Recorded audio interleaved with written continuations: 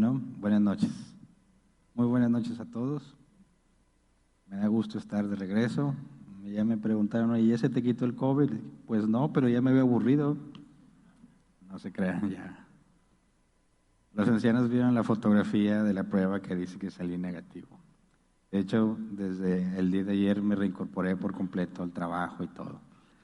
Y bueno, ya les contaré el domingo cómo estuvo el asunto porque estuvo muy extraño. Yo creo que soy asintomático a pesar de que di positivo al COVID y nos la pasamos como unas vacaciones, mi familia y yo, la verdad, prácticamente ninguno teníamos nada de consideración.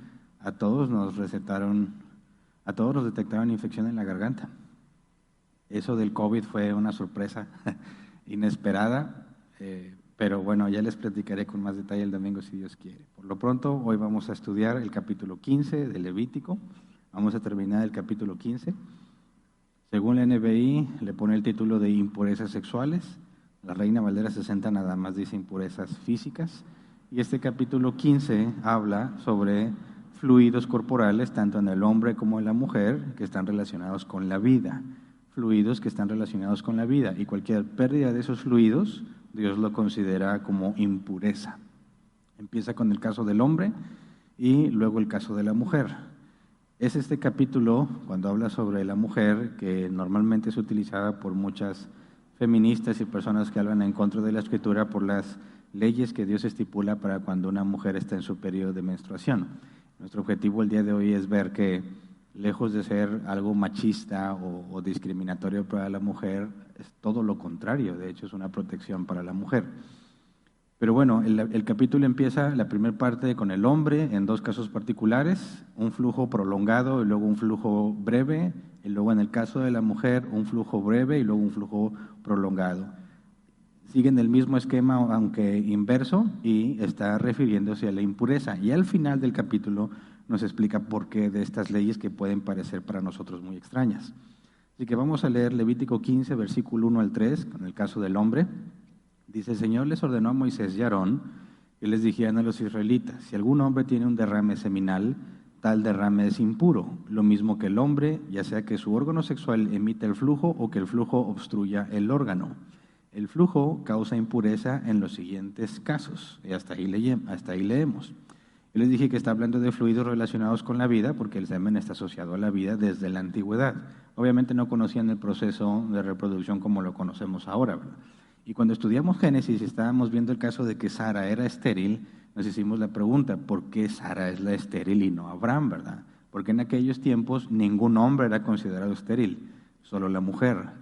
Y no era precisamente discriminación, sino en la forma de comprender ellos el proceso de reproducción, consideraban que el semen, que también se le puede llamar como semilla, era literalmente una semilla. Y para que una semilla germine, tiene que ser plantada en tierra fértil.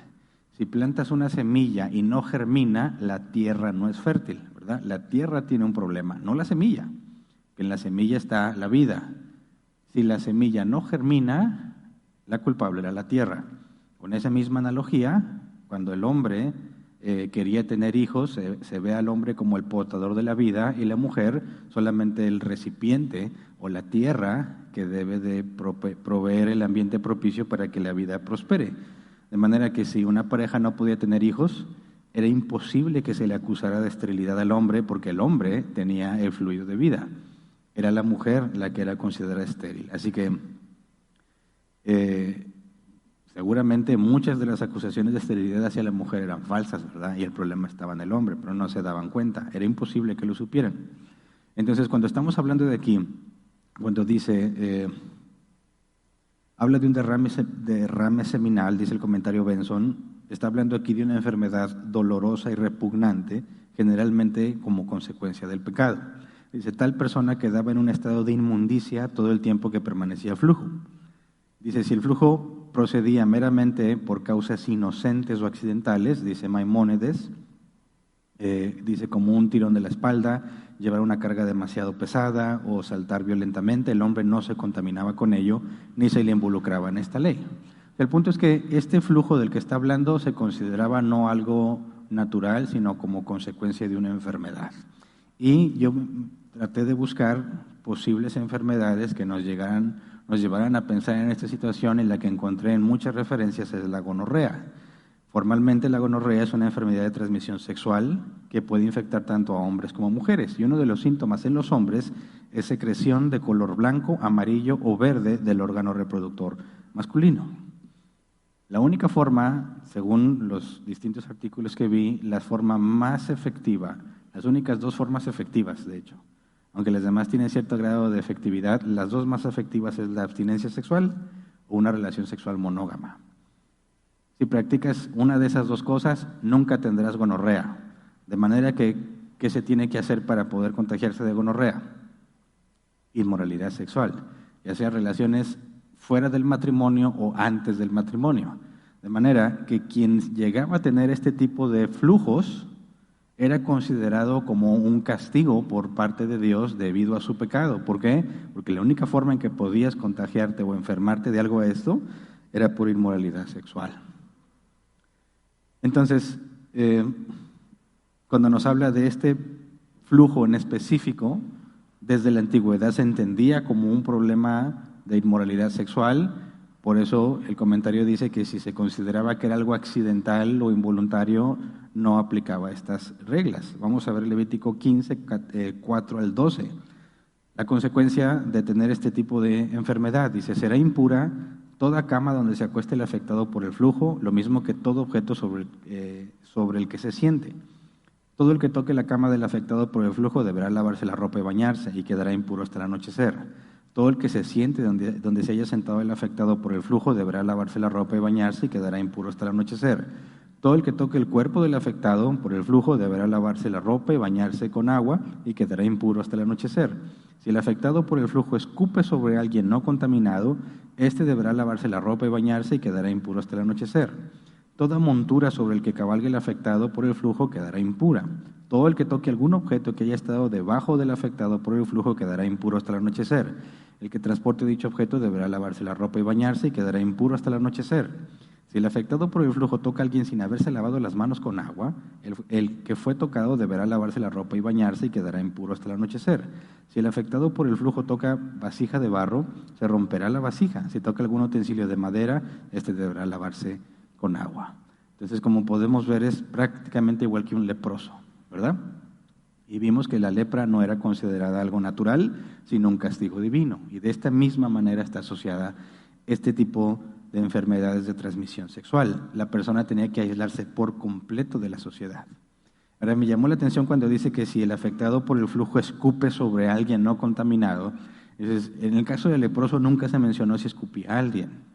Porque en este caso sí, fíjate lo que dice el comentario de Helicos. Dice, escupir en la cara de una persona era y sigue siendo un recurso común entre las naciones orientales como expresión de insulto y desprecio.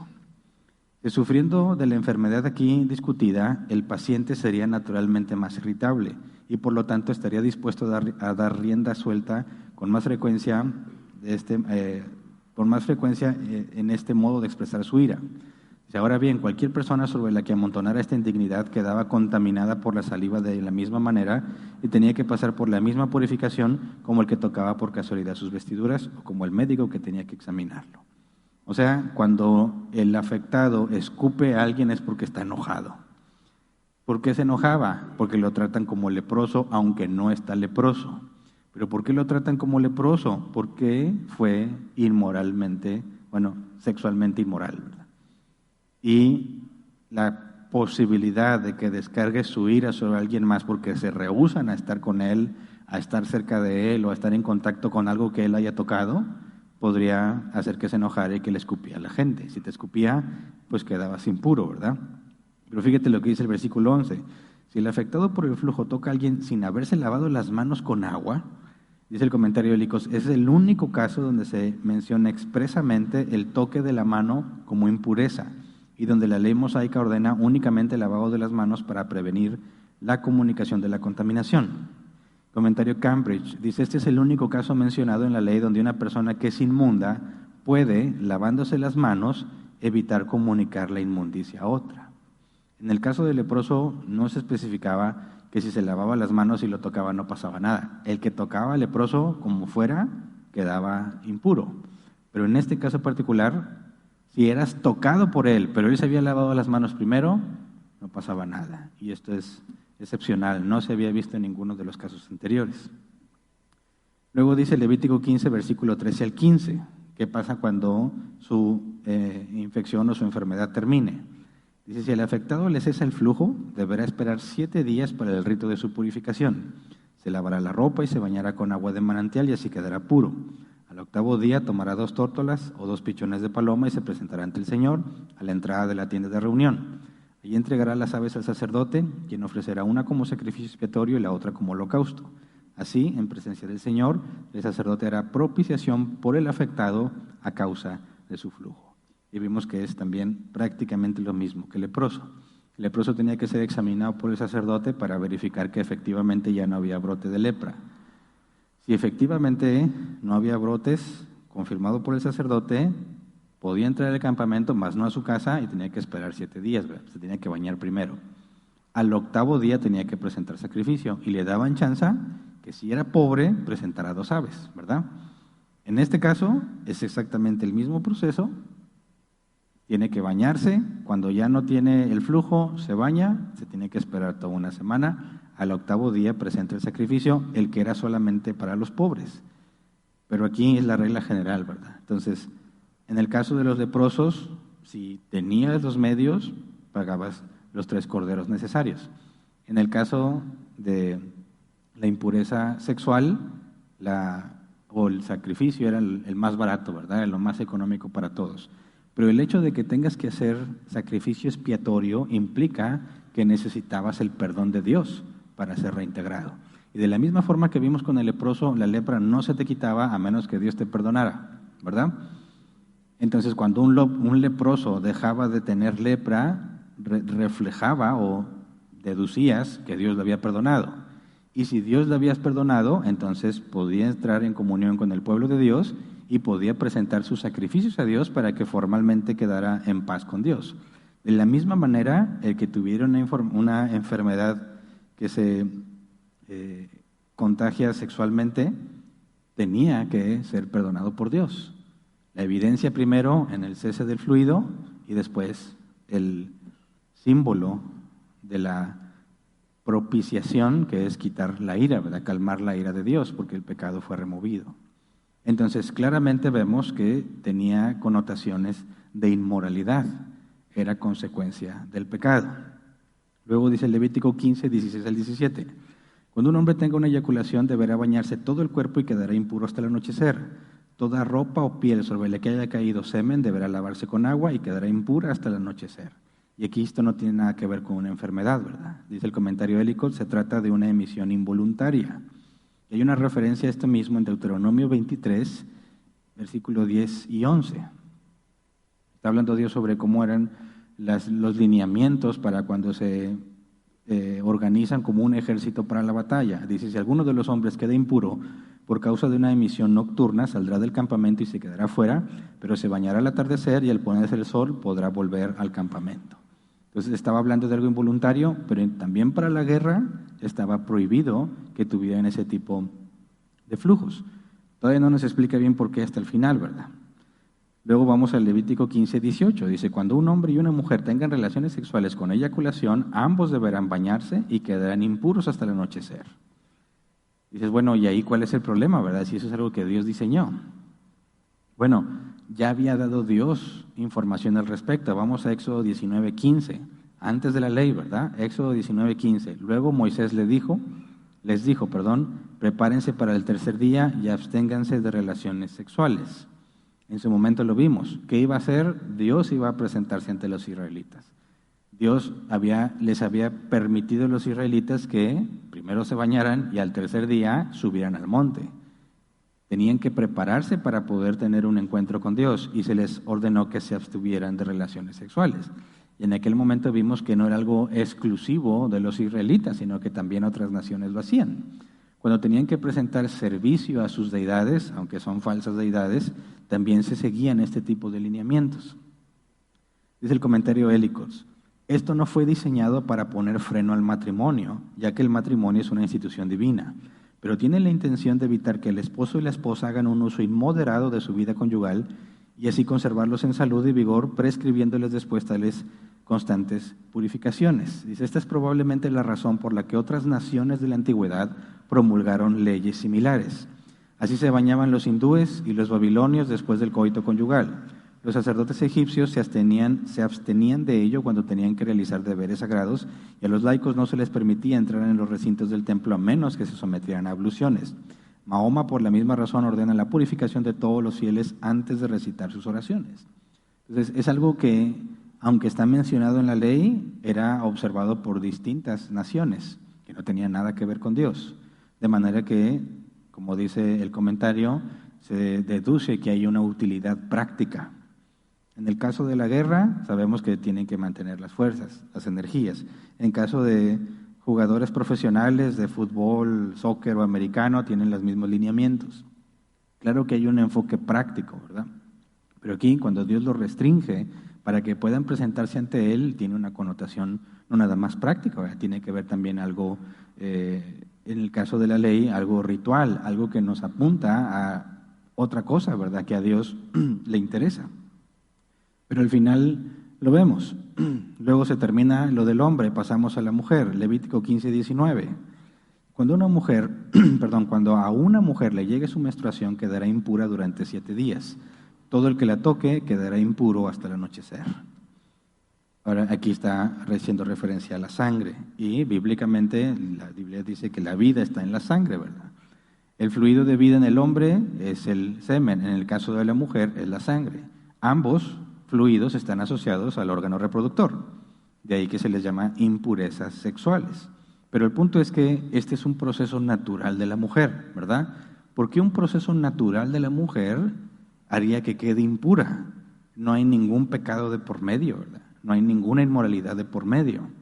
¿Por qué Dios declararía impura a la mujer solamente por un proceso normal del cuerpo que Él mismo diseñó y permitió, ¿verdad?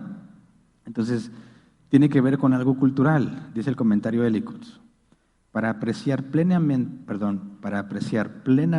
las provisiones misericordiosas de las leyes aquí promulgadas, es necesario tener en cuenta no solo las groseras supersticiones que prevalecían entre los antiguos acerca de las mujeres en esta condición, sino el trato cruel al que eran sometidas esposas e hijas, y en algunos países, tanto del Viejo como del Nuevo Mundo, todavía están sometidos. Ejemplo, se creía que si una mujer en esta condición se sentaba debajo de un árbol, todos sus frutos se caían. Cuando ella se acercaba, el filo de alguna herramienta se desafilaba. Los utensilios de cobre adquirían un olor fétido si una mujer se acercaba, y la carne se agriaba. Muchas gracias. Dice, y 1000 cosas más. Hasta el día de hoy, los de Isin, Calmuc y muchos otros tienen casas especiales para ellas, fuera de cada pueblo y aldea, y en el Río de la Plata son literalmente cocidas dentro de hamacas con una pequeña abertura para la boca hasta que están bien de nuevo. Si te fijas, el trato que se le daba a las mujeres en su periodo de menstruación era denigrante, ¿verdad? No evitaban el contacto con ellas. De hecho, hasta las cosían en las hamacas y nada más les dejaban apertura para poder comer, porque podían desafilar las herramientas o hacer que los árboles perdieran sus frutos, etcétera, etcétera. Cosas que no tienen ningún fundamento, ¿verdad? Entonces las mujeres eran maltratadas en ese periodo. Pero fíjate bien, si recuerdas cuando Jacob huyó de Labán, los que estuvieron con nosotros estudiando Génesis, Raquel se robó los ídolos de su padre, ¿verdad? Y cuando su padre los alcanzó, habló con Jacob, y Jacob le dijo que examinara todo, y que si encontrara los ídolos, entonces él se hacía responsable. Porque Jacob no sabía que Raquel le había robado los ídolos. ¿Cómo le hizo Raquel para evitar que le revisaran? Tomó los ídolos de su padre y se sentó sobre ellos. Y cuando llegaron a su tienda para examinar lo que había en su tienda, ella le dijo, perdóneme, padre, que no me pueda levantar porque estoy en la costumbre de las mujeres. Así que revisaron lo que estaba alrededor, pero no la revisaron a ella porque estaba en sus días y ella tenía escondidas los ídolos.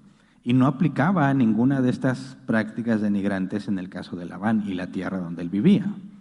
Pero ahora, ¿hacia dónde se dirigen los israelitas? A Canaán. Y Dios le había dicho a Abraham que hasta que la maldad del amorreo, fereceo, jebuseo, eteo y todos los eos esos, hasta que llegara a su límite, entonces Dios los echaría de la tierra. Entonces, ¿por qué no estaban estas reglas para el periodo menstrual de la mujer desde antes? Ni hay evidencia de que hayan sido maltratadas, porque no estaban viviendo cerca de estas naciones paganas a las que van. Ahora que van precisamente hacia Canaán y todas esas costumbres imperan en esa zona, Dios empieza a establecer reglamentos para que se mantengan alejados de esas prácticas y no vayan a hacer lo mismo. Dice el comentario Benson, la mujer en sus días no era echada fuera del campamento, sino simplemente se le impedía la conversación con su esposo y otros y del acceso a la casa de Dios. Es decir, al ser impura, tanto el hombre como la mujer no podías ir al templo, ¿verdad? Pero en el caso de la mujer no era echada de fuera del campamento, el caso del hombre sí. La mujer se podía quedar en su casa, nada más, decía Dios, nadie le hable. Y hay mucha sabiduría en eso, ¿verdad? Dios está diciendo, está en sus días, déjela en paz, nadie le hable, nadie la moleste, nadie se le acerque. No la molesten simplemente, ¿verdad? La mujer podía estar a gusto esos días. Digo, como se ponen sentimentales, seguramente alguna que otra lloró porque estaba sola, ¿verdad? Pero comparado con lo que se hacía con ellas en las naciones donde iban, es, como dice el comentarista, es muy generosa este tipo de leyes para con ellas, porque solamente las mujeres israelitas gozaban de estos privilegios mientras estaban en su periodo menstrual, mientras que las mujeres de cualquier otra nación de los alrededores padecían por las ideas sin sentido que tenían en aquel entonces. Pero ¿qué pasaba si había niños de pecho? Dice el comentario Benson, todo el que tocaba a la mujer en sus días quedaba impuro hasta el anochecer, a excepción de los niños de pecho, ya que la madre debía amamantarlos, ¿verdad? Así que la impureza, si te fijas, no era comunicada a todos los individuos, ¿verdad? Porque podía estar con su bebé y el bebé no era declarado impuro. No había algo impuro en ella, simplemente Dios está delimitando que nadie la toque, nadie se acerque a ella mientras está en ese periodo por todas las costumbres malvadas que imperaban en la región a la que van. Entonces Dios está asegurándose de proteger a la mujer y lamentablemente estos versículos yo he visto muchísimas veces cómo tratan de usarlos para decir que la Biblia es machista y que el Dios de la Biblia es machista, que cómo se atreve a llamarle impuro a una mujer simplemente porque está en su periodo menstrual, ¿verdad? Sí, acuérdate que el término impuro, que para nosotros puede sonar como sucio en el sentido de que hiciste algo malo, muchas cosas podían ser llamadas impuras en el sentido de que no son aptas para presentarse ante Dios. Incluso la pareja, si tenía relaciones sexuales, no podía presentarse ante Dios sino hasta el día siguiente. Pero no porque hicieran algo malo, porque es agradable a los ojos de Dios. Pero Dios pone límites. Está diciendo Dios, yo no soy algo común y corriente, ¿verdad? No profanes a Dios. Para poder estar con Dios tienes que apartarte de todo lo que tiene que ver con el mundo. Pero ¿por qué la relación entre hombre y mujer, lícitamente hablando del matrimonio, sería algo indebido? Bueno, porque fíjate bien lo que Jesús dijo. En la resurrección ya no existirá el concepto hombre y mujer. Dijo Jesús, todos seremos como los ángeles, ¿verdad? Ni se casan ni se dan en casamiento. Eso es algo propio de aquí, de nosotros, que no tiene nada que ver con el destino al que vamos, ¿verdad? Los hijos de Dios. Entonces, si estamos pensando en que Dios está entre ellos, Dios está asegurando que todo lo que tiene que ver con lo terrenal no se acerque a Él, a menos que haya un ritual necesario para mostrarles que son incapaces, no son aptos para estar ante Dios y tienen que ser limpiados para poder presentarse ante Dios, lo que ya vimos que apunta a Jesús, ¿verdad? La limpieza que recibiríamos por medio del Cordero Inmolado, el único Cordero Inmolado, ¿verdad? Que es Jesús, que los animalitos en el tiempo de la ley apuntaban, ¿verdad? Que era necesario. Entonces, lo que vemos es que Dios está regulando cómo te acercas a Él y, en este caso de la mujer, protegiéndola por todo lo que sucede en el lugar al que van. Luego dice Levítico 15, 20 al 24, las restricciones sobre la impureza. Todo aquello sobre lo que ella se acueste mientras dure su periodo menstrual quedará impuro. Todo aquello sobre lo que ella se siente durante su periodo menstrual quedará impuro. Todo el que toque la cama de esa mujer deberá lavarse la ropa y bañarse y quedará impuro hasta el anochecer. Pausa. Si no puedes tocar ni siquiera su cama, el hombre no podía tener relaciones íntimas con su mujer, ¿verdad? Ni siquiera podían dormir en la misma cama. Versículo 22. Todo el que toque algún objeto donde ella se haya sentado deberá lavarse la ropa y bañarse y quedará impuro hasta el anochecer. Si alguien toca algún objeto que estuvo sobre su cama o en algún lugar donde ella se sentó, quedará impuro hasta el anochecer. Si un hombre tiene relaciones sexuales con esa mujer, se contaminará con su menstruación y quedará impuro durante 7 días. Además, toda cama en la que él se acueste quedará también impura. Entonces, fíjate bien, si un hombre tenía relaciones con su esposa, porque esas son relaciones lícitas, ¿verdad?, con su esposa, mientras ella está en su periodo menstrual, quedaba impuro 7 días. Todos los demás casos nada más ese día y el siguiente ya te incorporabas. Pero Dios dice aquí, 7 días impuro. Está hablando de algo más grave desde la perspectiva divina. Pero si vamos al Levítico 20:18, fíjate lo que dice. Levítico 20:18, si alguien se acuesta con una mujer y tiene relaciones sexuales con ella durante su periodo menstrual, pone al descubierto su flujo y también ella expone el flujo de su sangre, los dos serán eliminados de su pueblo. ¿Qué era ser eliminado del pueblo? Pena de muerte. Entonces, ¿cómo conciliamos estas dos cosas? ¿Queda impuro 7 días o los matan a los dos? ¿Es una contradicción? No. Ambas cosas son verdaderas y la podemos deducir con mucha facilidad. Fíjate lo que dice Levítico 20:18. Si alguien se acuesta con una mujer y tiene relaciones sexuales con ella durante su periodo menstrual, dice, pone al descubierto su flujo y también ella expone el flujo de su sangre. ¿Qué implicaba el contacto con la sangre? Impureza. ¿Por qué harías eso voluntariamente? ¿Quién voluntariamente querría, hombre y mujer, tener relaciones sexuales y quedar impuros y quedarse fuera del contacto con Dios y el servicio a Dios? ¿Quién está dispuesto a pecar? Y quien peca voluntariamente de esta forma, merecía la pena de muerte. Pero en el caso anterior, dice, si un hombre tiene relaciones sexuales con su mujer, se contaminará con su menstruación y quedará impuro durante 7 días. Está hablando aquí de algo accidental, algo no voluntario. Si fue accidental, 7 días vas a tener que apartarte del servicio a Dios, pero si es voluntario y consensuado, los dos morían. ¿Por qué era tan grave eso? ¿Por qué era tan grave eso? Levítico 15:25, cuando una mujer tenga flujo continuo de sangre fuera de su periodo menstrual o cuando se le prolongue el flujo, quedará impura todo el tiempo que le dure, como durante su periodo. Y aquí está hablando de algo anormal, ¿verdad? Esto es una enfermedad. No está hablando del periodo menstrual, está hablando de una mujer que tiene un flujo constante por un tiempo prolongado. Versículo 26 al 27, toda cama en la que se acueste mientras dure su flujo quedará impura, como durante su periodo. Todo aquello sobre lo que se siente quedará impuro como durante su periodo. Todo el que toque cualquiera de estos objetos quedará impuro. Deberá lavarse la ropa y bañarse y quedará impuro hasta el anochecer. Lo mismo que en el caso anterior, ¿verdad? Versículo 28 al 30. Cuando ella sane de su flujo, deberá esperar 7 días para el rito de su purificación. Al 8º día tomará 2 tórtolas o 2 pichones de paloma y los llevará a la entrada de la tienda de reunión donde se les entregará al sacerdote, quien ofrecerá uno como sacrificio expiatorio y el otro como holocausto. Así, en presencia del Señor, el sacerdote hará propiciación por ella a causa de su flujo. Y aquí deducimos lo mismo que en el caso del hombre, porque requiere propiciación por pecado. Porque una mujer estaría en esa condición por pecado.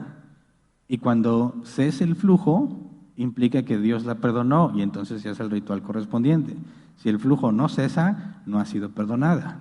Entonces no se especifica y no encontré ninguna referencia sobre qué podría ser. Pero cualquiera que entrara en contacto con esa mujer quedaba impuro, ¿verdad?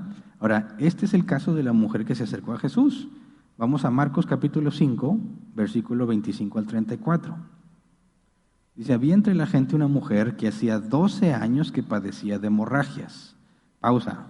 12 años. Todo ese tiempo estuvo privada ¿de qué? Contacto con su familia y del Señor. No podía ofrecer sacrificios, estaba totalmente apartada de Dios, ¿verdad? No había forma de que ella pudiera estar en paz con Dios o recibir algún beneficio de la ley de Moisés. Era considerada maldita. Dice el versículo 25, había sufrido mucho a manos de varios médicos y se había gastado todo lo que tenía sin que le hubiera servido de nada, pues en vez de mejorar iba de mal en peor. Cuando oyó hablar de Jesús, se le acercó por detrás entre la gente y le tocó el manto.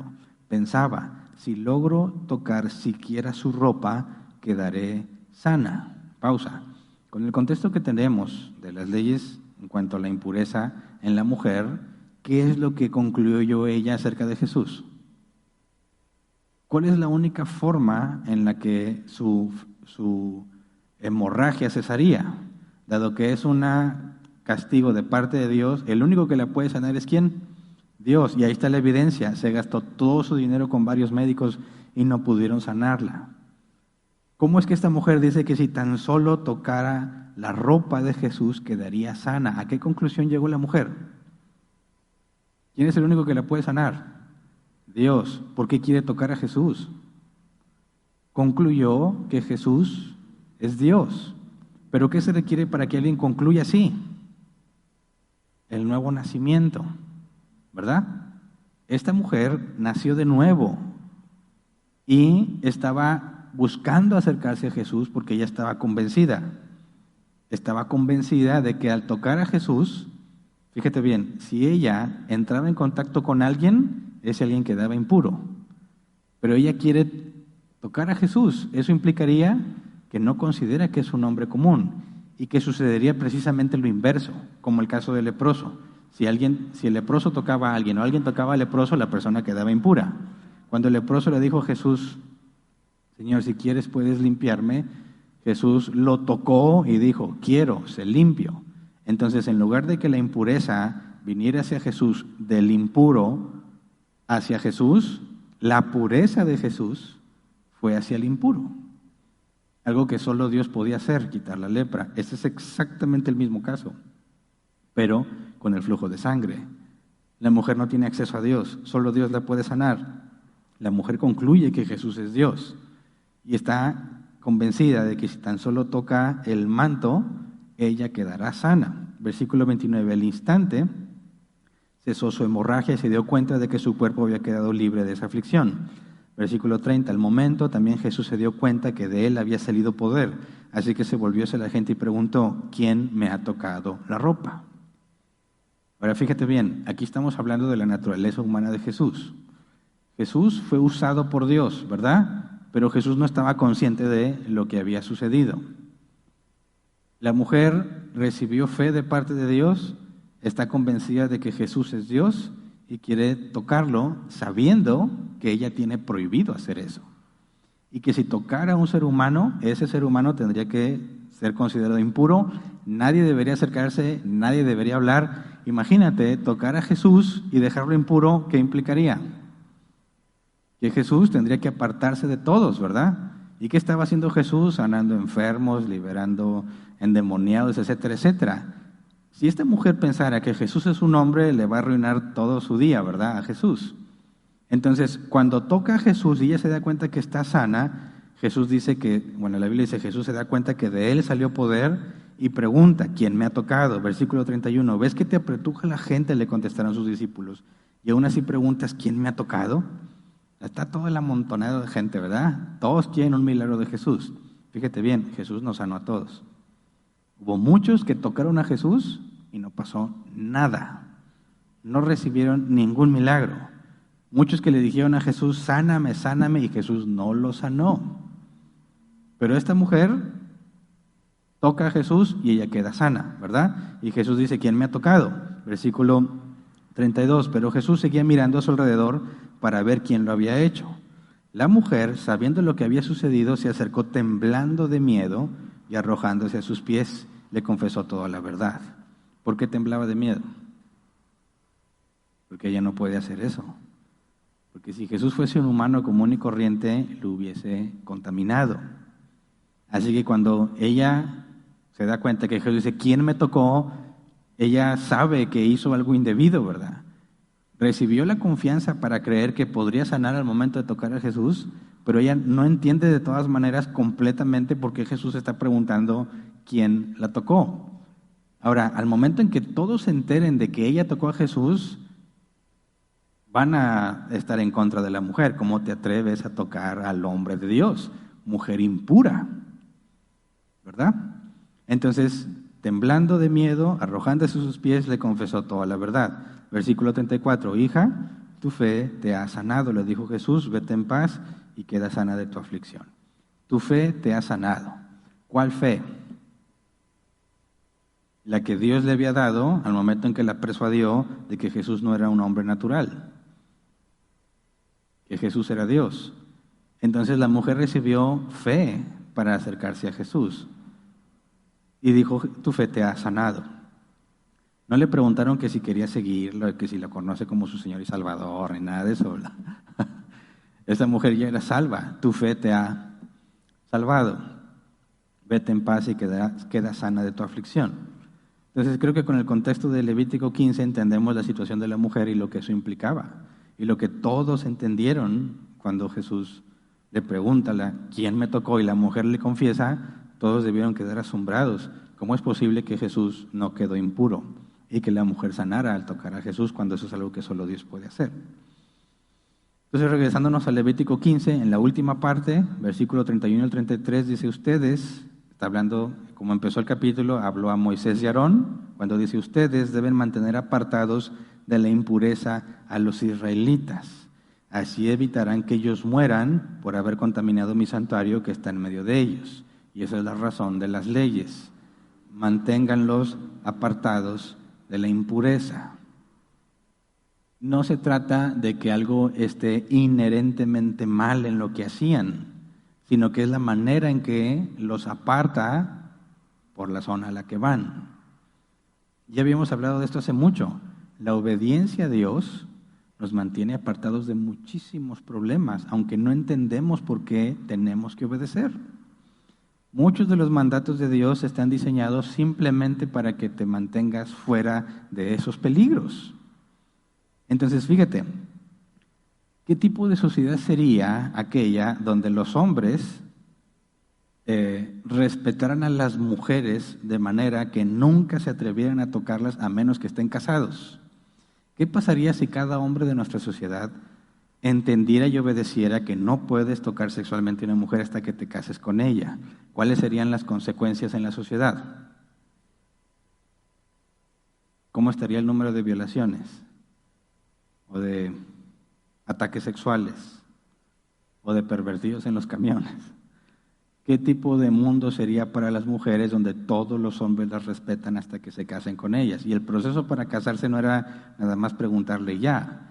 ¿Cómo serían los matrimonios si los padres tomaran en cuenta las evidencias bíblicas necesarias para determinar si se debían de casar o no? O sea, no es una decisión que hacen nada más los muchachos, sino que los padres estaban involucrados, los padres del novio y los padres de la novia.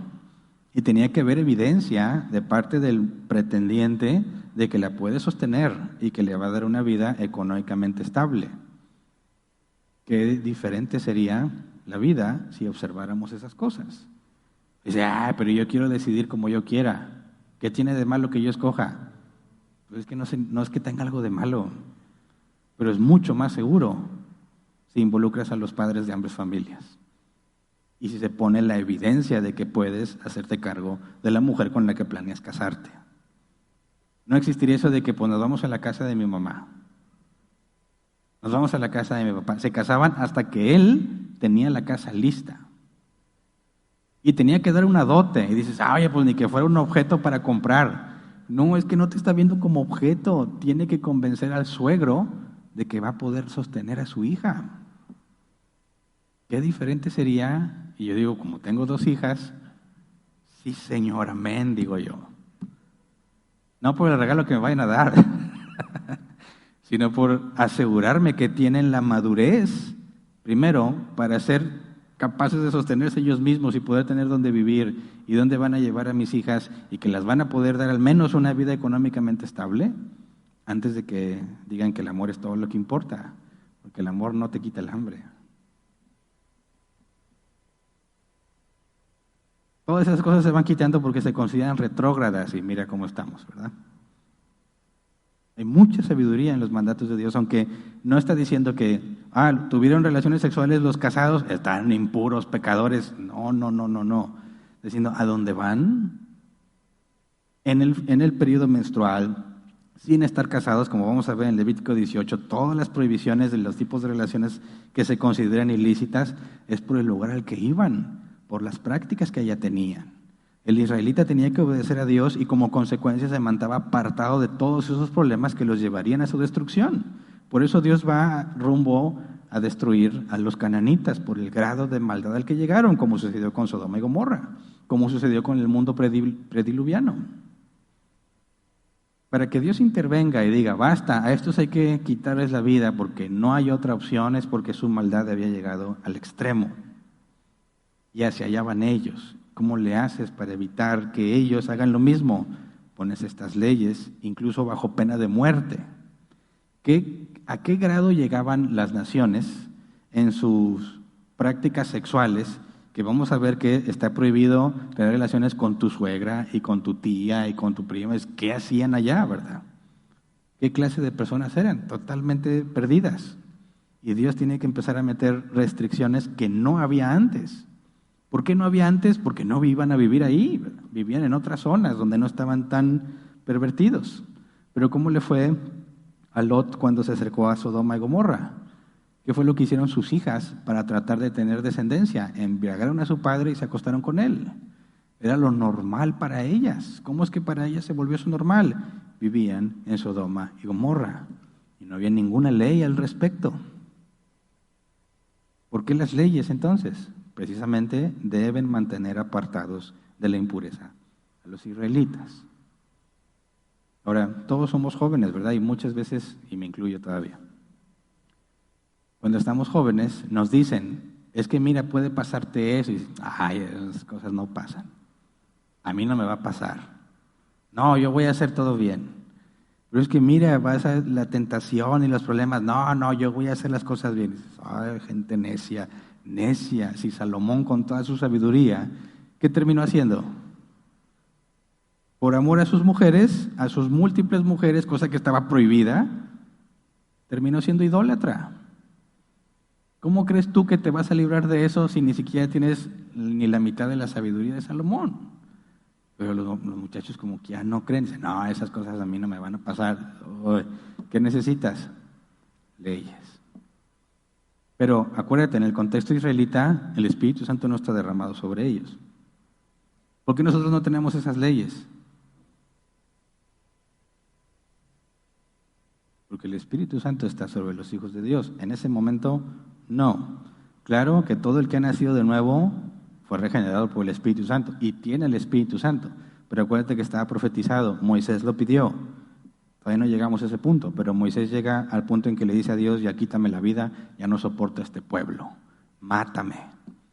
Y Dios le dice, no, trae a otros 70 ancianos y voy a poner del mismo espíritu que está en ti, en ellos, para que también ellos legislen a todo el pueblo y lidien con todo el pueblo. Y suben los 70 ancianos y Dios derrama su espíritu sobre ellos y también sobre otros 2 que estaban en el campamento. Y Josué corre a decirle a Moisés, hay otros 2 que también están profetizando y no son de los 70. Y Moisés le dice a Josué, ¿y eso te molesta? O sea, ¿tienes envidia o tratas de protegerme? Y dice, ¿qué más quisiera que Dios derramara su espíritu sobre todos? Esa petición de Moisés se convirtió en profecía por medio del profeta Joel. Y dijo que llegaría el día en que Dios derramaría su espíritu sobre toda carne. Toda carne no es toda la que existe, sino sin distinción. Y fue lo que sucedió en el Pentecostés y luego en la casa de Cornelio, que fue la primera vez con los gentiles y luego se extendió hacia todos. Todos los cristianos, bíblicamente, tienen el Espíritu Santo, el mismo que tenía Moisés y los 70. ¿Por qué nosotros no necesitamos este tipo de prohibiciones? Por el Espíritu Santo en nosotros. Para nosotros se resume en lo que dijo Jesús: ama a Dios y a tu prójimo como a ti mismo. Si haces eso, has cumplido toda la ley. No estamos bajo estas jurisdicciones porque para nosotros no son necesarias. Para ellos sí, y el lugar en el que habitan. Pero como padres debiéramos aprender muy bien de este tipo de cosas para ponerle límites a nuestros hijos porque no tienen la sabiduría para decidir, aunque ellos juran que sí. Es parte de la juventud. Dice la Escritura también que la necedad está ligada al muchacho, ¿verdad? Es más, dice que solo se le quita con vara. Son necios, los jóvenes son necios, ¿sí o no? Los únicos que van a decir que no son los jóvenes. Pero cuando ya empiezas a envejecer dices, qué necio era y qué necios son los jóvenes, porque piensan que a ellos no les va a pasar. ¿Cómo le haces para mantenerlos fuera? Con reglas. A esta casa no llegas después de las 10. ¡Ay, eso es bien antiguo! ¡Qué vergüenza! ¡Qué vergüenza! ¿Cómo que a las 10? Nadie se acuesta a las 10. No me importa. Que no te guste, no me importa. Es la única forma en que te voy a mantener alejado de todos los problemas que surgen cuando los chavos se reúnen y empiezan a tomar y a las altas horas de la noche y lo que empiezan a hacer sin supervisión alguna y se les empieza a hacer fácil y tantas cosas que suceden. Es un cerco que ya después ellos decidirán cuando crezcan si lo quieren respetar o no. Pero mientras estés en mi casa, voy a protegerte porque sé que no entiendes. ¿Se entiende? Es lo que está haciendo Dios con los israelitas. Van para allá y les dicen, nosotros no vamos a hacer eso. Ya le juraron a Dios que lo van a obedecer siempre. ¿Cuántas veces han quebrantado lo que juraron? Bastantes veces. Acababan de jurar, hicieron su becerro de oro.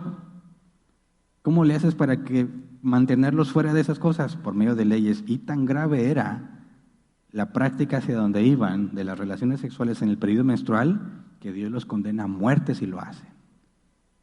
Es que es muy malo que lo hagas. No, a donde vas es muy peligroso eso. Y por ahí empiezan a haber muchas más cosas que vamos a ir viendo, si Dios permite, cuando lleguemos a examinar lo que hacían los cananitas. Entonces, cuando estudiamos esto, no cometamos el error de pensar, Dios está siendo machista por lo que le pide a las mujeres. No, hay que entender en el contexto cultural de la época, hacia dónde iban, qué se hacía en esos lugares y por qué Dios dice, manténganlos apartados de la impureza. Así evitarán que ellos mueran por haber contaminado mi santuario. Es un Dios justo el que vive entre ellos, y lo justo es que elimine al que peca. Dice, ¿cómo Dios hace para no eliminar a su pueblo? Les pone restricciones. Pero voluntariamente le ignoras, entonces mátalo, ¿verdad? Es lo justo. Dice el versículo 32, esta ley se aplicará a quien quede impuro por derrame seminal, a la que tenga flujo menstrual, al hombre y a la mujer que tenga relaciones sexuales con eyaculación y a quien tenga relaciones sexuales con una mujer impura. Y este es el resumen de lo que se vio en el capítulo. Y está diseñado para mantenerlos apartados de la impureza por el lugar al que van. Yo no veo en ningún lado al Dios machista. Al contrario, veo un Dios que ama a su pueblo y le pone cerco y límite para mantenerlo alejado de todos los problemas que provocaron que los cananitas sean desterrados y muchos de ellos destruidos. Y hasta aquí nos quedamos entonces. Vamos a ponernos de pie y vamos a orar.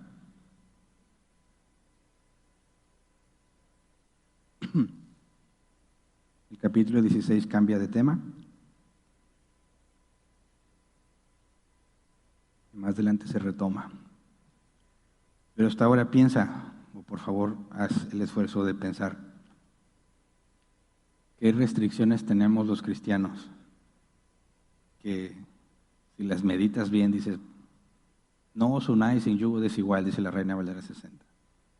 Y dicen las enamoradas y los enamorados, pero ¿eso qué tiene? Lo importante es que nos amamos. A lo mejor se convierte. A lo mejor con el tiempo ya va a querer venir a la iglesia. Yo no le veo ningún problema y se casan. ¿Por qué Dios dice no te unas en yugo desigual? Por todos los problemas que eso va a generar. Todos los problemas que eso va a generar. Y no nada más es que no es cristiano. Mira, si tú fueras satanista y te quieres casar con un budista, no te lo recomendaría. Cásate con un satanista también. Te vas a meter en muchos problemas, ¿verdad? Cuando Dios le dice a sus hijos, no te unas en yugo desigual con el incrédulo, es un cerco de protección que quizás no puedas entender cuando estás enamorado. Lo que tiene de malo, mira tan chulo que es. No hace nada malo. Lo único que le falta es ir a la iglesia. Entiende la sabiduría en el mandamiento para mantenerte alejado de todos esos problemas. Cuando Dios dijo, no puedes tener muchas mujeres, y Jacob lo engañaron y terminó con varias mujeres, ¿cómo le fue a Jacob? ¿Cómo le fue a Abraham por involucrarse con Agar? ¿Cuáles problemas tuvo en su casa por eso? muchos problemas. Tuvo que desterrar a Agar y a Ismael. Hay mucha sabiduría en los mandatos de Dios, aunque no le puedas ver el problema ahorita, pero porque tiene de malo, confía, está diseñado para mantenerte alejado de muchos problemas. Y el que obedece va a ser librado. Y cuando envejeces y volteas hacia atrás, dices, fíjate, tantas cosas de las que fui librado simplemente porque decidí obedecer. Solo por eso, ni siquiera entendía por qué, pero obedecí. Y tantos problemas de los que me libró. Y dices, gracias Señor, porque me permitiste obedecerte aunque estaba en ignorancia. Pero también Dios permite que nos equivoquemos y decimos, si tan solo le hubiera hecho caso, si tan solo me hubiera guardado, si tan solo me hubiera esperado. Pero no, y ahora pago las consecuencias. Así que en muchas de estas cosas, la voluntad preceptiva de Dios depende de si la obedeces o no. Y lo que podemos aprender de este capítulo es, obedece. Aunque no entiendas perfectamente cuál es el problema, obedece. Está diseñado para mantenerte fuera de los problemas. Así que vamos a orar. Señor, gracias por tu palabra, gracias por tu inmensa sabiduría. Muchas veces, Señor, nuestro entendimiento no alcanza para comprender dónde está el problema o el porqué de la restricción. Pero tú nos has enseñado que eres confiable y que tú haces solo lo que es bueno, Señor. Y cuando tú pides que algo no se ha hecho, Señor, hay buenas razones por el cual lo pides. Enséñanos a confiar en ti, a pesar de que nuestro razonamiento nos lleve a concluir que no hay nada problemático. No nos hagas confiar, no permitas que confiemos en nuestra propia prudencia. Nos falta mucha sabiduría, Señor, somos insensatos, nos dejamos llevar por lo que nos da placer. Por eso es que cometemos muchos errores. Pero te rogamos que nos guardes, que nos limpies. Que si nos desviamos, como dice un salmo, no permitas que me desvíe ni a derecha ni a izquierda, manténme en un camino recto. Tanto que nos falta conocer, madurar y comprender, no tenemos la capacidad para tomar las decisiones que muchas veces debemos tomar. Por eso te rogamos que nos permitas apoyarnos en tu palabra, para no decidir en base a nuestro entendimiento, sino decidir en base a lo que tú consideras bueno. Concédenos, Señor, concluir como tú, que nos agrade lo que a ti te agrada y que rechacemos lo que tú rechazas. Que nuestra sabiduría, Señor, sea deleitarnos en lo que tú dices que es bueno y apartarnos de todo lo que tú dices que es malo, a pesar de que no lo podamos comprender completamente. Pero sí, Señor, sabemos que seremos librados de muchos problemas. Guardaremos nuestra vida de mucho dolor. Por eso te rogamos que nos concedas conocer tus mandatos y nos des la capacidad también para obedecerlos.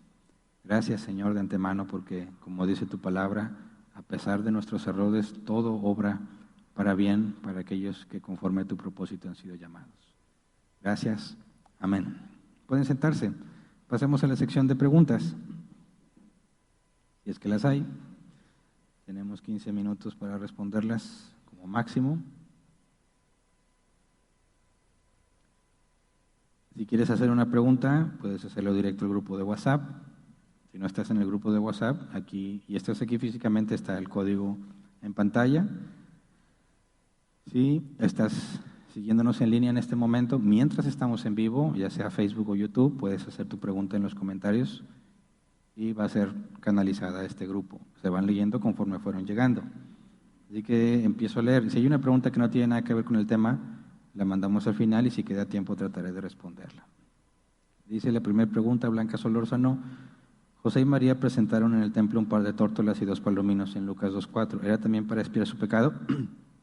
Bueno, todo ser humano tiene que expiar su pecado. Todo hijo de Adán, como enseña la Escritura, tenemos la misma naturaleza de Adán. Todos pecamos porque deseamos pecar. La única manera de poder acercarnos a Dios en la ley de Moisés era por medio de estos rituales que apuntaban a la necesidad de purificación. José y María presentaron la ofrenda más pobre, lo que nos habla de su condición socioeconómica, y ellos como hijos de Adán también estaban sujetos a cumplir la ley de Moisés. La misma María cuando el ángel Gabriel le revela que tendrá un hijo, habla de Dios como su Salvador, de manera que la misma María se sabía pecadora, al contrario de lo que nuestros amigos católicos romanos dicen, ¿verdad? Y María le dice a Dios, mi Salvador, refleja que claramente ella entiende que es pecadora y necesita ser salvada. Siguiente, Blanca Solórzano. Entonces, si en la resurrección seremos como los ángeles, no habrá distinción entre hombre o mujer, pero los ángeles que rescataron a Lot eran apariencia masculina, se podía distinguir. ¿Sí? O sea, por alguna razón vemos que los ángeles, incluso Dios, cuando se revelan de forma visible, siempre escogen la forma masculina. Y eso hay que ver el contexto cultural en el que se encontraban. Tanto en los tiempos de Jesús como en los tiempos de Lot, en Sodoma y Gomorra, la mujer no tenía valor. No, su testimonio no era válido. O sea, si había un asesinato y solo una mujer lo vio, de nada servía porque la mujer no tenía credibilidad. Si el hombre moría y no dejaba hijos, las mujeres no podían heredar, tenían que casarse. Y una cláusula especial en la ley de Moisés, si nada más tenía puras hijas, había forma de que pudieran recibir la tierra, pero era como excepción. Por eso si tú lees el libro de Ruth, te vas a dar cuenta de la desesperación de Noemí cuando muere su esposo y sus 2 hijos y se queda sin hombres en su familia. Y Ruth la moabita tuvo que casarse con Boz para poder ser redimida las tierras que le corresponderían a Noemí, pero como era mujer, no tenía derecho a recibir, no podían trabajar, no tenían posesiones, no valía nada. Si Dios iba a manifestar o los ángeles se manifestaban, tenían que manifestarse en una figura de autoridad. La única figura de autoridad en aquel entonces que podía ser respetada era el varón. Por eso entendemos que cuando Dios se revela a sí mismo, ya sea cuando fue a hablar con Abraham y fue acompañado con los 2 ángeles, los 3 eran varones visiblemente, que es la única figura que implicaría respeto en aquellos tiempos. Pero Dios no es ni hombre ni mujer, los ángeles no son ni hombre ni mujer. Dios elige cómo se manifiesta a sí mismo de manera que nosotros podamos entender quién es Él. Siguiente, también dice Alex García, dice, si esto del flujo de la mujer en el caso de pecado en Levítico, entonces Dios seguía castigando en el tiempo de Jesús, siendo algo actual, pero ¿desde qué momento Dios dejó de castigar, siendo que ahora no se ve eso? O sea, si la mujer de flujo que tocó a Jesús fue sana, ¿en qué momento dejó de castigar Dios o porque eso ya no se ve? Bueno, acuérdate que la ley de Moisés se aplica solamente a los israelitas, a ningún otro pueblo. Entonces, mientras estaba vigente la ley de Moisés, todo israelita estaba sujeto a la ley de Moisés. La idea era mantenerlos apartados de las prácticas paganas. Entonces, tanto en el caso de la lepra como en el flujo, no se consideraba como una enfermedad natural. Y lo vimos claramente en la lepra, que podía entrar en contacto con las cosas el leproso, pero si las removías antes de que fuera declarado leproso, las cosas eran limpias, a pesar de que estuvieron en contacto con el leproso. De manera que no había peligro de contagio porque se consideraba, y Dios mismo lo decía, es algo que Dios hacía en su pueblo como un castigo. Así que cuando vemos el flujo en el caso de la mujer o los leprosos, es algo que Dios está haciendo exclusivamente en su pueblo. Fuera de los israelitas eso no aplicaba. De hecho, vimos también, no sé si recuerdes o estuviste con nosotros, que el moho en las casas era algo exclusivo de los israelitas, porque era algo que Dios hacía para con su pueblo. Entonces podemos ver que cuando Dios escoge a los israelitas y les da su ley, está haciendo una distinción entre los que son de Él y los que no son de Él. Luego, cuando se instituye la iglesia en el Pentecostés y Dios manifiesta por medio de Cornelio, gentil, que el Espíritu Santo fue derramado a ellos, vieron que Dios ya no hacía distinción entre israelitas y no israelitas. Y se cumplía la profecía de que Dios derramaría su Espíritu sobre toda carne, es decir, sin distinción si eras de Israel o no eras de Israel. Entonces, en todas las naciones paganas hay algunas excepciones, como Naamán el sirio, que se acercó a buscar ayuda del profeta de Dios y Dios tuvo misericordia, ¿verdad? Incluso en el ministerio de Jesús, la mujer sirofenicia, ¿verdad? Había algunas excepciones hacia los que no eran israelitas, por ejemplo Ruth, por ejemplo Rahab la ramera, no era israelita y fue aceptada en el pueblo de Dios. Entonces, no podemos decir que Dios solamente obró en las israelitas. Abraham no era israelita, ¿verdad? Y si tú lees Job tampoco era israelita. Y Dios también trató con ellos. Entonces, la Biblia se enfoca en explicar cómo Dios apartó para sí a los israelitas porque de ahí vendría el Mesías. Entonces, dices, ¿en qué momento dejó de hacer eso? Bueno, si te enfocas en los israelitas, desde que Jesús murió, el templo el velo del templo, o sea, el que dividía al lugar santísimo, se rasgó en dos, de manera que ya había libre acceso. Y luego el templo fue destruido en el 70 después de Cristo, y no ha vuelto a haber ningún sacrificio más porque no hay templo. Entendiendo lo que Jesús había profetizado, ¿verdad? Que ahora Jesús era el pago y no se requieren hacer más sacrificios. Entonces ya nadie vive bajo la ley de Moisés en toda la extensión de la ley de Moisés. No esperamos que ahora, puesto que Dios ya incluso ha ido hacia los gentiles, no esperamos que haya este tipo de normas y regulaciones porque ya no aplica ese pacto que había hecho con Moisés.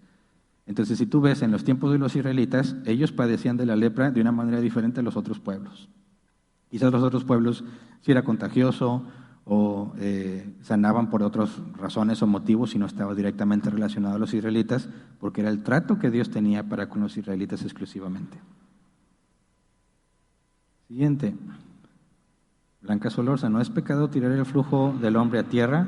Y si lo es, ¿podría considerarse hoy en día malo o que el hombre tira semen al suelo?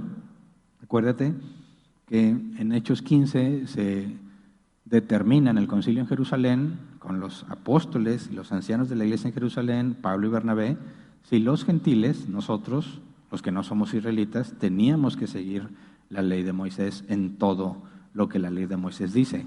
Y se concluyó por la evidencia de lo que habla Pedro, de lo que habla Santiago, que nosotros no tenemos por qué seguir la ley de Moisés. Entonces, cuando hablamos de la ley de Moisés, estamos hablando de toda la ley ceremonial, todos los rituales, pureza o impureza. Jesús mismo dijo, con respecto a las leyes de impureza de los alimentos, de animales limpios e impuros, Jesús dijo, todo alimento es limpio, ¿verdad? No es lo que entra al hombre lo que lo contamina, sino lo que sale de él. Y Pablo lidia con esos temas en Corintios, ¿verdad? Con los sacrificados a los ídolos, diciendo que podemos comer de lo que sea. De hecho, el mismo Dios le muestra a Pedro, en el libro de los Hechos, la visión que tiene cuando bajan un manto con animales impuros. Dios le dice, Pedro, mata y come, y Pedro le dice, no, Señor, nunca ha entrado en mi boca animal impuro. Dios dice, no llames impuro lo que yo he limpiado. Esto nos demuestra que toda la ley ceremonial de pureza e impureza quedó abolida por el sacrificio de Cristo. Por eso nosotros ya no la observamos. Así que todas esas reglas sobre las prácticas sexuales en cuanto a la pareja y que no podías presentarte a Dios, era algo ceremonial de pureza o impureza y está prohibido. Sin embargo, si vamos a Levítico 18, cuando lleguemos las relaciones sexuales lícitas, esas siguen vigentes por lo que Jesús dijo con respecto al matrimonio, que la relación está solamente permitida dentro del marco del matrimonio y cualquier relación sexual fuera del matrimonio es pecado y se le sigue llamando inmoralidad sexual, lo que permite un divorcio o deshacer el matrimonio. Entonces, podemos ver que el Nuevo Testamento nos aclara qué tipo qué parte de la ley de Moisés ya no aplica para nosotros, ni los diezmos, ni las primicias, nada que ver con la repartición de tierra, ni los años de jubileo y de perdón, ni las festividades, ni lo que tiene que ver con pureza e impureza, ni los sacrificios, un montón de cosas que se tenían que hacer. Todo eso era figura de lo que Cristo haría. Cristo ya lo hizo y ya no tiene ninguna razón por seguirlo. Pero todo lo que es de acuerdo a la moral de Dios, a lo que Él determina bueno y malo en sí, porque es algo que o es de acuerdo a su naturaleza o en contra de su naturaleza, eso sigue vigente. Si hablamos de los 10 mandamientos, siguen vigentes, ¿verdad? Sigue vigente el no robes, sigue vigente no des falso testimonio, o sea, no mientas. No codicies la mujer de tu prójimo, sigue vigente. ¿Por qué? Porque solo está permitido eso en el marco matrimonial. Entonces podemos resumirlo de una manera muy simple. Todo lo que tiene que ver de la ley de Moisés con lo que es pecado porque es opuesto a la naturaleza de Dios, eso sigue vigente porque Dios no cambia. Todo lo demás que sea ceremonial, civil, la manera en que se debe restituir, si mataste el buey de alguien, la bestia de alguien, todo eso ya no tiene sentido bíblicamente hablando para nosotros porque eso no tiene que ver con la naturaleza de Dios, sino con lineamientos para mantener a los israelitas lejos de la perversión. Siguiente. Pati Martínez, en versículo 13, cuando se refiere al baño con agua de manantial, en Reina Valera 60 dice agua corriente. Se refiere a un baño en algún río o lago. En los versículos anteriores, al referirse a bañarse no especifica sin aguas corrientes o de manantial. Eso será como baño de tina. ¿Será porque posiblemente que el verso 3 es por alguna infección venérea que al bañarse con agua pudiera volver a contaminarse? Sí, hay partes específicas donde se dice agua corriente, tiene que ser agua de río, no puede ser agua del lago porque es estancada el agua del lago, tiene que ser agua de río para que la suciedad que cae en el agua después de que te bañas, pues sea arrastrada, ¿verdad? Si fuese una tina y tú te bañas ahí, el que se eche esa agua queda impuro. Pero obviamente no en todos los casos. Por ejemplo, el leproso, una vez que había sido examinado por el sumo sacerdote, podía ingresar al campamento y se bañaba, y no necesariamente con agua corriente, ¿verdad? Podía bañarse con tina porque ya estaba claro que no tenía lepra. Pero había ciertas restricciones donde tiene que ser agua corriente precisamente para que se lleve la suciedad. Siguiente, Blanca Solórzano, ¿podrá haber la posibilidad de que esta ley sea para evitar también muchas enfermedades, como hoy en día ha aumentado? ¿Sí? Todo lo que vemos de transmisión sexual, el apóstol Pablo lo explica en la carta a los Romanos como el justo castigo que merecen aquellos que se involucran en esas cosas, ¿verdad? Puesto que es algo que solo se contagia de esa manera, los únicos que se enferman de eso son los que practican la inmoralidad sexual. Y cuando la Biblia nos enseña sobre la pureza sexual, hablando de que la relación sexual está solo permitida en el matrimonio, te está manteniendo alejado de todas esas enfermedades. Nunca conocerías esas enfermedades si tienes una relación monógama. Así que está diseñado también para protección, ¿verdad? Siguiente, dice Kimberly, buenas noches, pastor. ¿Cómo lograron determinar que Jesús no quedó impuro? Cuando la mujer tocaba a alguien, ¿era notoria físicamente la contaminación, impureza?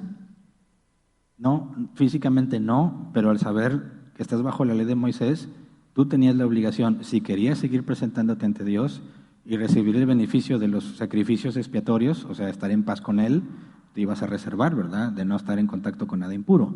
¿Cómo sabemos que Jesús no quedó impuro? Porque sucedió lo inverso. El leproso, cuando Jesús tocó al leproso, el leproso sanó, ¿verdad?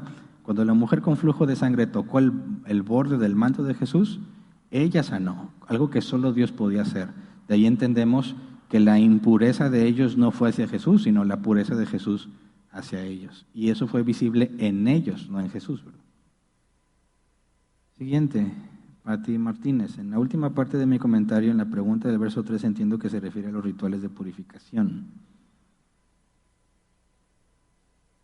¿Sí?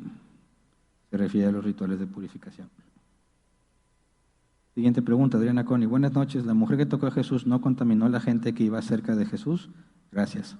Pues si están todos amontonándose y la mujer se acercó y también estaba ahí en el montonero, pues sí. Todos los que entraron en contacto con ella habrían quedado impuros. Buena observación. A menos que la mujer se las ingeniara para no entrar en contacto con nadie, pero no se especifica, ¿verdad? Entonces, con esa observación sería mucho mayor el temor de la mujer, ¿verdad?